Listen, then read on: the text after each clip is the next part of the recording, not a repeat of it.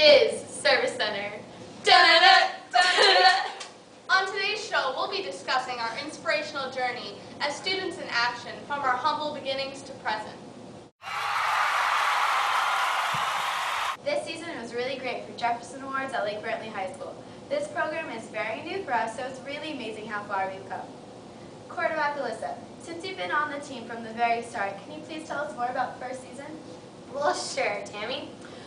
We had a rough first season, but we were introduced to the Jefferson Awards through our leadership council. We had a meeting that was led by Sam Beard. We learned the importance of service and leadership in our community.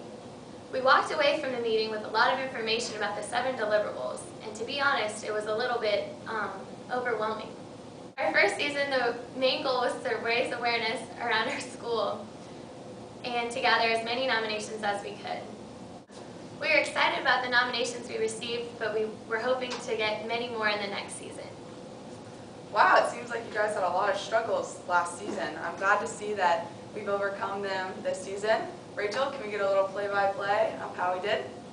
Well, this year was a lot different from last, just from what I've heard from quarterback Alyssa, because we had shirts, which,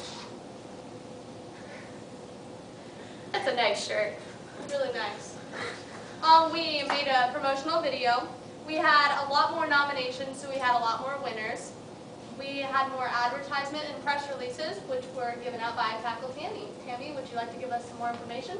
Yes, that's true, Rachel. We wrote a lot of press releases for each winner that we had, honoring what they've done throughout the community, and we sent these to our media partners, and it really helped us become more advertised throughout our local community. We also did a lot of fundraising, which was something great that we did, so now we have scholarships for our winners. That's something we didn't have last year. Oh, and don't forget about our generous student council. Oh, as a reward other than the recognition given on the morning announcements and by our teachers, each winner got $50 donated to a charity of their choice. I don't know about for you, Alyssa, but for us rookies, it was pretty hard to learn the program and meet the 7 deliverables this year. You know, it's kind of funny because in a school of 3,000 students, you would think that finding individuals who do community service would be easy. But we had the opposite problem. Most people do community service in groups or in clubs. And we've also found that the individuals who do the community service on their own are really humble. And it's like searching for needles in a haystack. Also, because we had a really big school, it's difficult to tally all the community service hours. Despite the stumbling, it was still a winning season. We were honored to be the Central Florida representatives, and it was an amazing experience to go to the national ceremonies in Washington, D.C. It affected each of us in a different way. Why don't we take a look? I have with me this morning our senior student leader, Alyssa. Alyssa, we had a great time in Washington, D.C. I was wondering if you could tell us this morning, what was your best memory from that awesome trip? It was really cool to me how much people cared about one specific idea or cause.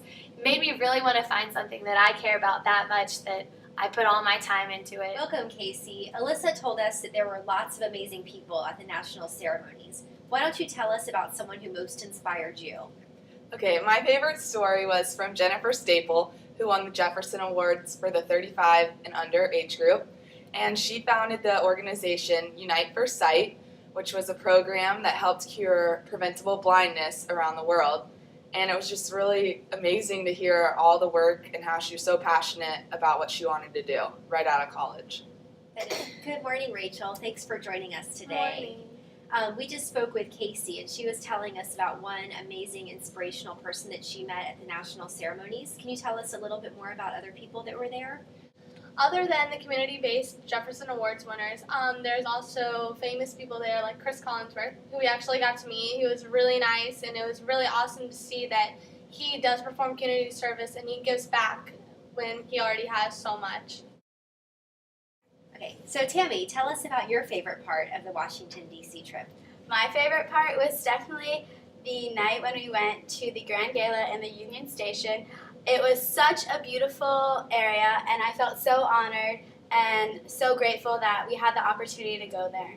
Can you tell us a little bit about what happened before the Grand Gala at the Senate reception? Before the Grand Gala, there was a Senate reception, and it was so cool that all the student leaders and the winners of Jefferson Awards were able to meet their own senators. It was a really special opportunity for everyone. Did you get a chance to mingle with other student leaders? Yes, that was why I really loved the night, because I got to speak to all the other student leaders that were at the event, and we had a chance to talk about the programs that they installed in their school and how maybe we could bring it to Brantley. Well, let's take one last look at this year's highlight. Da-da-da, da-da.